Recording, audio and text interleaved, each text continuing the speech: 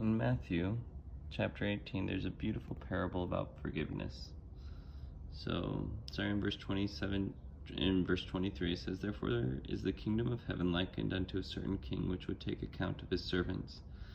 And when he had begun to reckon, one was brought unto him which owed him 10,000 talents. But forasmuch as he had not to pay, his Lord commanded him to be sold, and his wife, and children, and all that he had, and payment to be made. The servant therefore fell down and worshipped him, saying, Lord, have patience with me, and I will pay thee all. Then the Lord of the servant was moved with compassion, and loosed him, and forgave him the debt. But the same servant went out, and found one of his fellow servants, which owed him 100 pence. And after he had laid hands on him, he took him by the throat, saying, Pay me that thou owest. And his fellow servant fell down at his feet, and besought him, saying, Have patience with me, and I will pay thee all.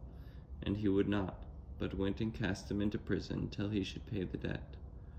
So when his fellow servants saw what was done, they were very sorry, and came and told unto their Lord all that was done.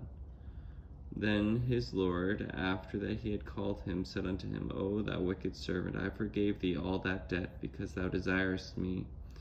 Shouldst not thou also have had compassion on thy fellow servant, even as I had pity on thee? And his Lord was wroth, and delivered him to the tormentors, till he should pay all that was due unto him."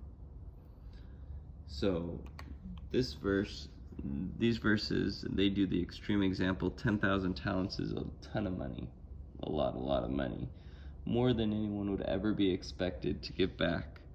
And I think that that's very appropriate as an example if you think of the Lord in the parable as God.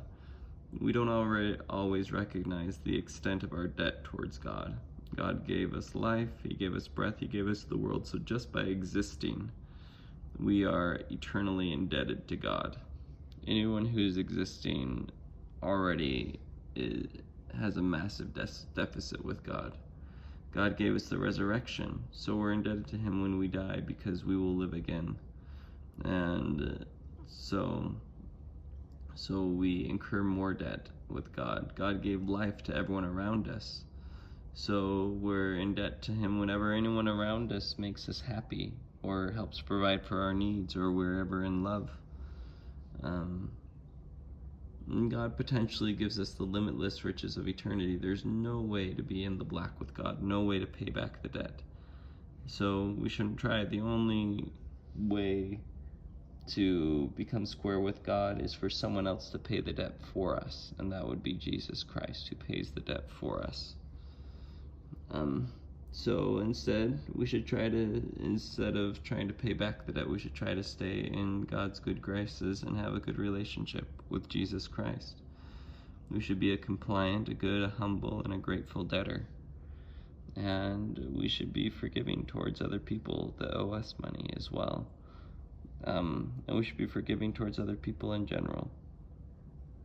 And what's more important is pleasing God than getting money or avoiding offense.